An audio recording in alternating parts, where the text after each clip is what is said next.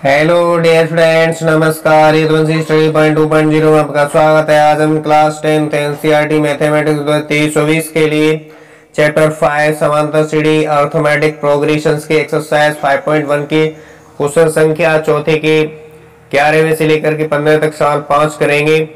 तो जो भी छात्रों ने प्रीवियस वीडियो नहीं देखी तो प्रीवियस वीडियो देखने के लिए प्लेलिस्ट में जाएंगे, वहाँ पे आपको प्रीवियस वीडियो मिल जाएगी, तो वो जाके जरूर देखें। 1 से लेकर के 10 तक सवाल उस वीडियो में किए हैं, तो वो जाके जरूर देखें। तो इस वीडियो के माध्यम से हम जो सवाल 11 से 15 तक करेंगे, तो आप इसके वीडियो शुरू से अंत तक जरूर बने रहें, जिससे कि आपके ये सवाल आसानी से फिर से समझ में आ जाए। ठीक है, एक बार अच्छे समझ लेंगे तो आप इस प्रकार का कोई भी सवाल आसानी से हल कर सकते हो। तो आप सभी छात्राएं वीडियो को शुरू से अंत तक जरूर बने रहें। जो भी छात्राएं इस वीडियो के माध्यम से नए जुड़ रहे हैं, चैनल को सब्सक्राइब करके बेल आइकन को जरूर प्रेस करें, जिससे कि मेरे चैनल पर जो भी नई वीडियो अपलोड होगी इसका नोटिफिकेशन आपके पास सबसे पहले समय से पहुंचेगा। तो आइए जो क्वेश्चन संख्या चौथे का 11वां उसे हम सॉल्व करेंगे।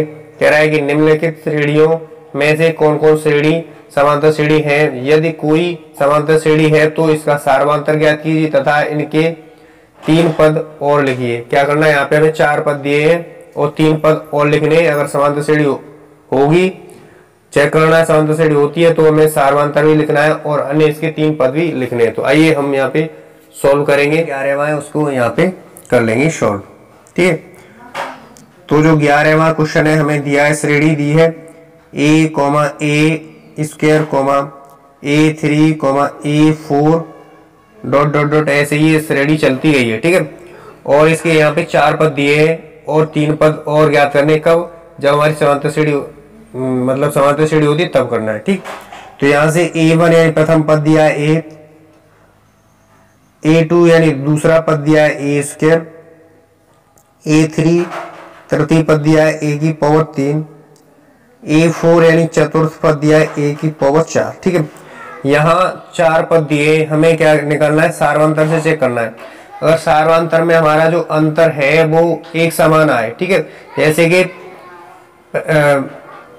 आगे वाले जैसे कि A² में से यानी A2 में से A1 घटाने पर, यानी दूसरे पद में से प्रथम पद को घटाने पर अगर हमारा सार्वंतर जैसे कि A आ रहा है और तीसरे में से दूसरे घटाने पर A आ रहा है, यानी सार्वंतर क्या है, समान आ रहा है, तो हमारी समांतर श्रेणी होगी। ठीक, तो हमें सार्वंतर निकालना है पहले, सार्वंतर। ठीक है, सार्वंतर को D से लिखते हैं। तो द्वितीय पद में से प्रथम पद को घटा देते हैं, यानी दूसरे पद में से प्रथम पद को घटाते हैं, तो दूसरा पद हमारे पास कितना है, दूसरा पद है A² और पहला पद कितना है, पहला पद है A। ठीक, तो यहां से हम क्या कॉमन ले सकते हैं, यहां से हमारा A कॉमन आ रहा है, तो A कॉमन लेंगे तो A भाग देंगे तो A⁴ में से 1 कम हो जाएगा, तो A⁴ बचेगा, माइनस का A का भाग A में देंगे, 1 बार जाएगा। ठीक है, अब हम दूसरे बार में करेंगे A3 यानी तीसरे पद में से दूसरे पद को घटाएंगे। ठीक, तीसरे पद में से दूसरे पद को हटाएंगे, तीसरा पद हमारे पास कितना है, A⁴ दिया, माइनस दूसरा पद कितना दिया, A⁴ दिया। A⁴ में से घटाएंगे तो यहाँ से देखा जाए तो यहाँ से हमारा A⁴ कॉमन आ रहा है, तो A⁴ कॉमन ले लेंगे, तो A⁴ में से 2 गया, यानी भाग देने पर घात घट जाती है, 3 में से 2 जाएगा तो A⁴ बचेगा, माइनस का क्या बचेगा, A⁴ में A⁴ से भाग देंगे तो 1 बार जाएगा। ठीक है, तो हमारा जो सार्वंतर है यहाँ पे क्या आ रहा है, यानी A2 माइनस A1 बराबर नहीं है A3 माइनस A2 के। ठीक है, यहाँ देखा जाए तो यहाँ सार्वंतर क्या है, बराबर नहीं है। यहाँ A कोष्टक में A-1 आ रहा है और यहाँ देखा जाए तो A² कोष्टक में A-1 आ रहा है, तो यहाँ पे सार्वंतर क्या है, यहाँ पे सार्वंतर समान नहीं है। सार्वंतर समान नहीं है तो ये क्या होगी, समांतर श्रेणी नहीं होगी। ठीक है, तो लिखेंगे यहाँ पे, अतः दी गई श्रेणी समांतर श्रेणी नहीं है। समांतर श्रेणी नहीं है, समांतर श्रेणी नहीं है क्योंकि यहां सार्वंतर क्या है, समान नहीं है। समांतर श्रेणी कब होगी, जब हमारा सार्वंतर क्या है, सार्वंतर समान होगा तो हमारी समांतर श्रेणी होगी। अगर समांतर श्रेणी होगी तो हमें क्या लिखना है, कह रहा है कि यदि कोई समांतर श्रेणी है तो इसका सार्वंतर ज्ञात कीजिए तथा इनके 3 पद भी और लिखने हैं। ठीक है, तो हमारी समांतर श्रेणी नहीं, इसलिए 3 पद नहीं लिखे, नहीं समांतर वो लिखेंगे, सार्वंतर लिखेंगे। ठीक है, तो यहाँ ऐसे ही हम क्वेश्चन संख्या अब हमारा जो है इसको 11वें को कर लेंगे और हमारा जो 12वां एक जैसा है तो हम 11वें को करेंगे, 12वें को होमवर्क के लिए देंगे। तो यहाँ पे हम 11वें क्वेश्चन को सॉल्व कर लेते हैं। तो हमें जो 11वां दिया है उसे लिख लेते हैं। श्रेणी दी है हमें, श्रेणी दी है अंडर रूट में 2 कोमा अंडर रूट में 8 दिया है, कोमा अंडर रूट में 18 दिया, कोमा अंडर रूट में दिया है 32। ठीक है, यहाँ पे भी हमें 4 पद दिए, 4 पद दिए, तो हमें क्या निकालना है, पहले सारवंतर निकाल के चेक करना है। ठीक है, अगर सारवंतर हमारा समान आ रहा होगा तो समांतर श्रेणी होगी, अन्यथा नहीं होगी, नहीं आ रहा होगा तो। ठीक है, जैसे कि प्रथम पद दिया है हमें a1 अंडर रूट का 2 दिया, a2 यानी द्वितीय पद दिया हमें जो दिया है अंडर रूट का 8 दिया, और तृतीय पद दिया है वो कितना दिया है, अंडर रूट का 18 यानी 18 दिया है। ठीक है, और हमारा a4 यानी चतुर्थ पद दिया हमारा अंडर रूट में 32। ठीक है, तो यहां से देखा जाए तो हम निकालेंगे पहले सारवंतर। क्या करेंगे, सारवंतर निकालेंगे। अगर हमारा सारवंतर समान आ रहा होगा तो हमारा समांतर श्रेणी होगी, अन्यथा नहीं होगी। ठीक है, तो यहां से सारवंतर यानी a2 में से a1 को माइनस कर लेना है, a2 में से a1 को माइनस करना है। तो a2 कितना है, यहाँ पे a2 कितना है हमारा, a2 है अंडर रूट का 8 में से अंडर रूट को के 2 को माइनस कर देना है। ठीक है, तो हम क्या लिखेंगे, इसको अंडर रूट जो है 8 को लिख सकते हैं कितना, अंडर रूट 8 को लिख सकते हैं हम जो है अंडर रूट 8 को लिख सकते हैं 2 रूट का 2 माइनस का अंडर रूट का 2। ठीक है, कैसे, क्योंकि हम यहाँ पे ये करने लग रही है, इसका मतलब है वर्गमूल निकालना है। तो 8 के गुणनखंड करेंगे 2 गुणा 2 गुणा 2, यहाँ वर्ग निकालना है, वर्गमूल निकालना है, इसलिए 2 2 का जोड़ा बना लेंगे, जोड़ा में से एक बाहर आ जाएगा तो, और करनी के अंदर क्या रह जाएगा, अंडर रूट का 2 रह जाएगा। ठीक है, तो यहाँ से समझ में आया होगा। अब हम अंडर रूट का 2 रूट 2 में से क्या घटाएंगे, माइनस का अंडर रूट का 2 घटाएंगे, तो हमें क्या बचेगा, हमारा यहाँ पे बचेगा 2 में से 1 गया तो 1 बचेगा अंडर रूट का 2। ठीक है, ऐसे ही हम निकालेंगे a3 माइनस का a2 का मान निकालेंगे। तो a3 बराबर कितना है, a3 बराबर है हमारा 18, कितना है अंडर रूट में 18 माइनस का करेंगे अंडर रूट में 8। ठीक है, तो यहाँ 18 की गुणनखंड करेंगे तो हमारा 2 तिया 6 तिया 18, 2 तिया 6 तिया 18 हो गया। तो ये रूट के बाहर निकल आएगा, यानी 2 2 का जोड़ बनाएंगे तो 3 बाहर निकलेगा, और अंडर रूट में कितना रह जाएगा, अंडर रूट में रह जाएगा रूट का 2 रह जाएगा। ठीक है, तो इसको लिखेंगे 3 अंडर रूट में 2 लिखेंगे, माइनस का इसको लिखेंगे 2 रूट का 2 लिखेंगे। ठीक है, तो यहां से देखा जाए तो 3 अंडर रूट 2 में से 2 अंडर रूट 2 घटेगा तो हमारा जो सारवंतर आएगा क्या आएगा, सारवंतर हमारा अंडर रूट का 2 आएगा। ठीक है, घटा देंगे यानी 3 में से 2 का 1 बचेगा। तो यहाँ देखा जाए तो हमारा जो सारवंतर क्या है, सारवंतर समान आ रहा है।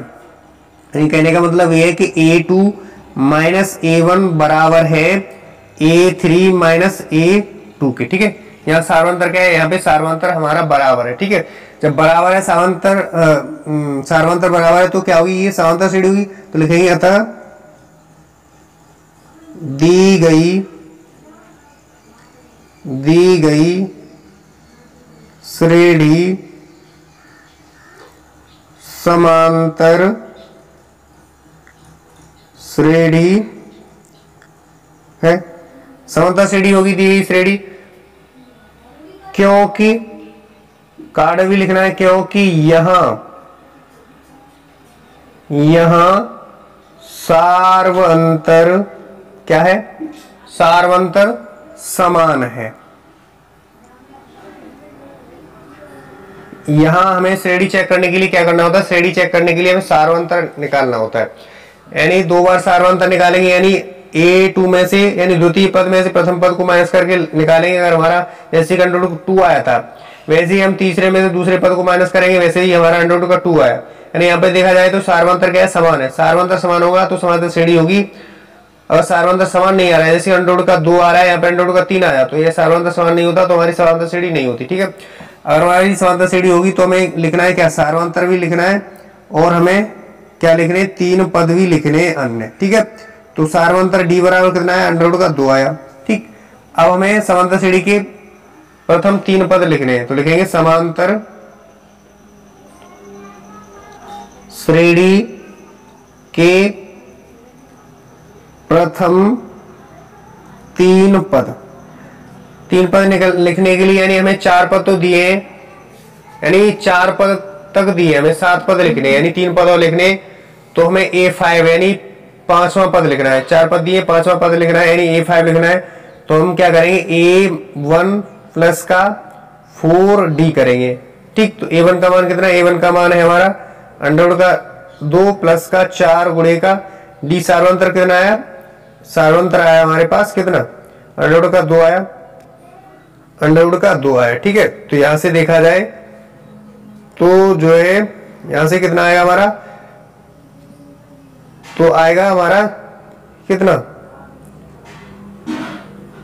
तो अगला पद आएगा 4 गुणे का √2, तो √2 प्लस का 4 √2, यानी कहने का मतलब आएगा ये कितना आएगा, 4 और 1 5, 5 √2 आ जाएगा। ठीक है, कितना आ जाएगा, 5 √2 आ जाएगा।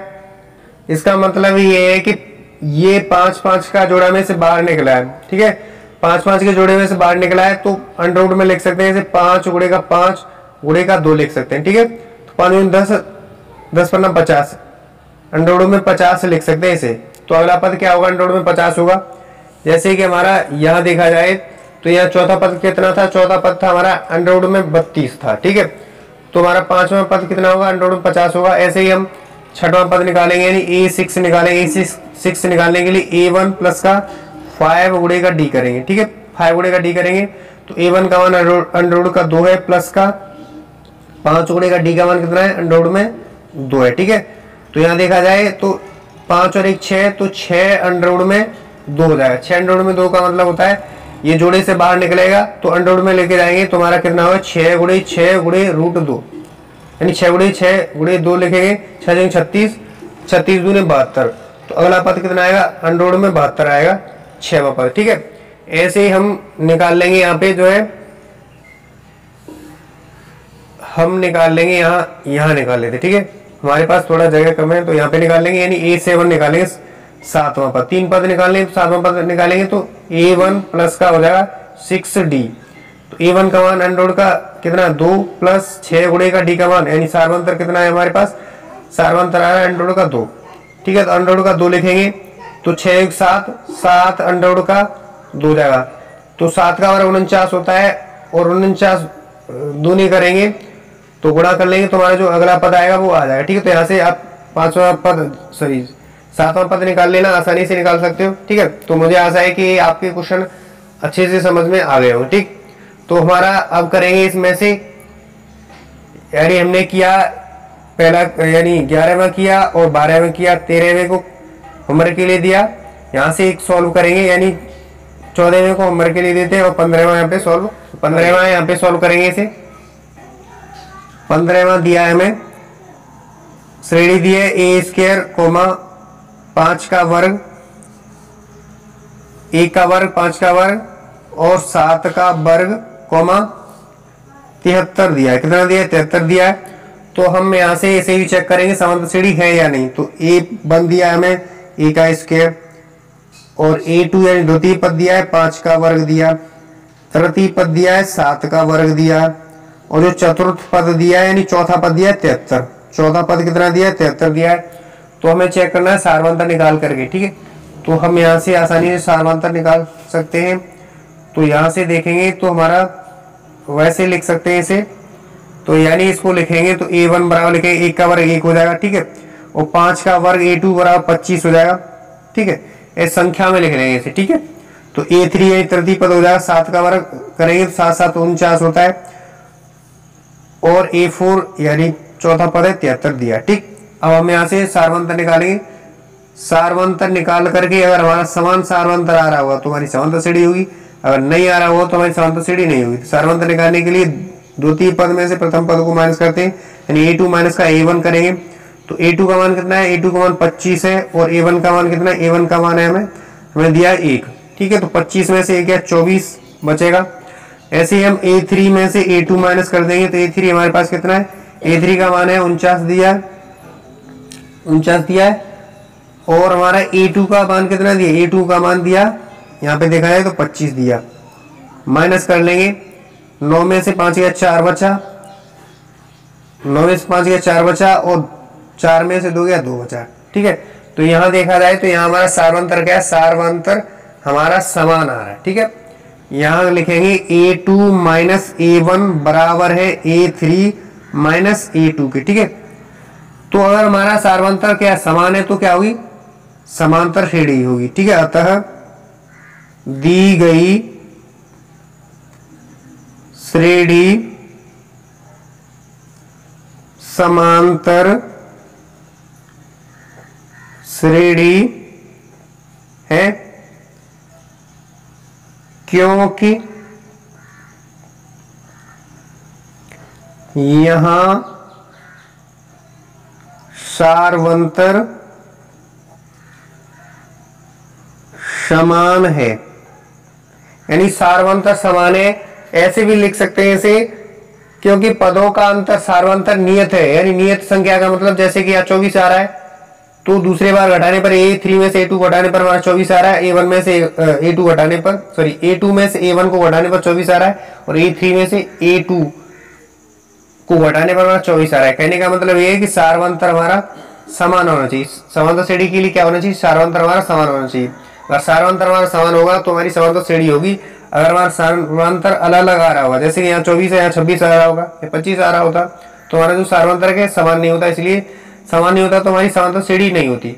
अगर समांतर श्रेणी नहीं होगी तो हमें क्या लिखना है, शर्त ये दे रखा है, कोई समांतर श्रेणी है तो इसका सार्वंतर तथा इनके 3 पद और लिखिए। ठीक है, तो हमें इसका सार्वंतर लिखना होगा, तो सार्वंतर लिखेंगे। सार्वंतर को किससे लिखते हैं, डी से लिखते हैं, डी से। ठीक है, तो सार्वंतर कितना आ रहा है, सार्वंतर हमारा 24 आ रहा है। और हम समांतर श्रेणी के प्रथम 3 पद और लिखेंगे। समांतर लिखेंगे, समांतर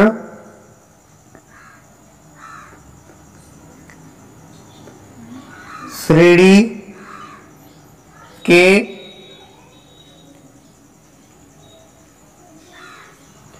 अगले 3 पद,